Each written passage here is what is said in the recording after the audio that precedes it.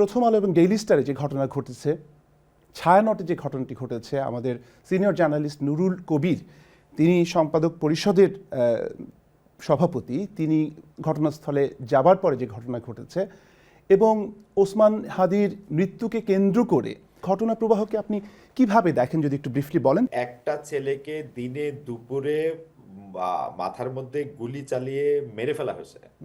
তারপরের ঘটনা হচ্ছে অনেক সময় মৃত্যু কে করছে, কারা খুন করছে সেগুলো আমরা জানি না। এটার ক্ষেত্রে দেখা গেল সিসিটিভি ফুটেজও আছে। সেই সিসিটিভি ফুটেজ, মোটরসাইকেল, তারপরে সে কোথায়, এখন পর্যন্ত সেই আততায়ীকে ধরা সম্ভব হয় না। এইটা কি হয়, এইটা হচ্ছে একটা সাংঘাতিক রকমের বার্তা আপনি দেন যে বাংলাদেশের আইন শৃঙ্খলা পরিস্থিতিটা এরকম, প্রকাশ্য দিবালোকে আপনি একটা লোককে মোটরসাইকেল চালায় এটা খুন করলে এটা কিছু হবে না। তারপরে কি শুরু হইলো, তারপরে শুরু হইলো যে কে এটা করছে। আইন শৃঙ্খলা বাহিনী, বাংলাদেশের একটা সরকার, তারা কে করছে এটা না জানলেও এই পৃথিবীর সবাই জানে যে এটা কে করছে। তারপরে কি হলো, এইটার পিছনে কে আছে সেটা আমরা সবাই জানি। এটা পিছনে কে আছে, অমুক আছে, তমুক আছে, তমুক আছে। আচ্ছা, কথা পর্যন্ত এটা ঠিক আছে। কি হলো, আমরা খুবই দুঃখজনকভাবে জানতে পারলাম যে এই হাদি যেই যুদ্ধটা করতেছিল সেই যুদ্ধটা আর করতে পারলো না, মারা গেল।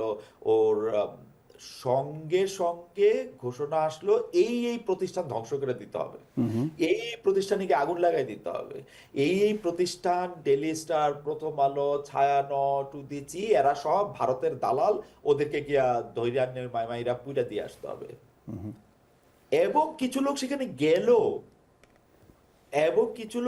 গেল, শুধু না, তারা সেখানের মধ্যে আগুন দিল, সেখানে সাংবাদিকরা আটকায় থাকলো, ছায়ানটে পুরাইলো।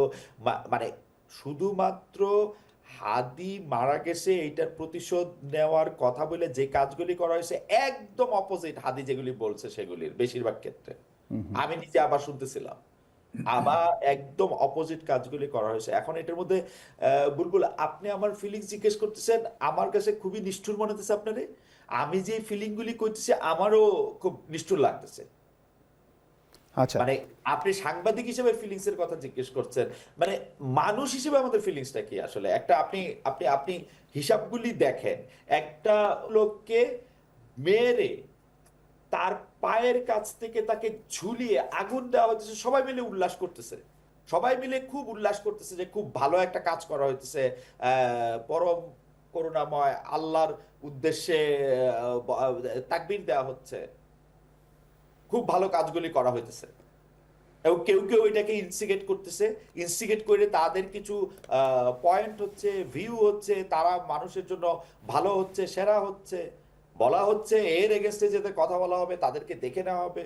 হ্যাঁ, দেখে নেওয়া হবে, বলা হবে কালকে থেকে তুমি আওয়ামী লীগের দোসর, ফেসিস্ট। এটা প্রথম আলো, ডেইলি স্টার বা ওই মানে অন্য লোকের দোষ গুণ বিচার করার জায়গা থেকে আমি বলতেছি না, কিন্তু আসলে কিন্তু আমাদের মধ্যে যারা শিক্ষিত লোকজন তারা কিন্তু এই জায়গাটাতে আমাদেরকে নিয়ে আসছেন। শিক্ষিত, খুবই, আমার শিক্ষকরা, আমি যখন কোন একটা প্রশ্ন করলে তারা আমাকে অতি সহজে বলতে পারছেন। আপনার এই কথা কিন্তু ফেসিবাদের পক্ষে চলে যাচ্ছে খালে। আমি কিন্তু এই ধরনের তরুণ, এই ধরনের প্রাণ, এই ধরনের প্রাণের সবসময় ভক্ত। আমার সাথে তাদের কথার না মিলুক, কাজের না মিলুক, নীতির না মিলুক, কথা বলতেছে, আমার আমার কিন্তু ভাল লাগে। মানে আমার আমার আমার কথা শুনতে মানে ভাল লাগে, কিন্তু আমার বিপক্ষেও বলতেছে, আমার ভাল লাগতেছে, কিন্তু আমি রাইট। আমি আমার পক্ষে বলতেছে, ভাল লাগতেছে।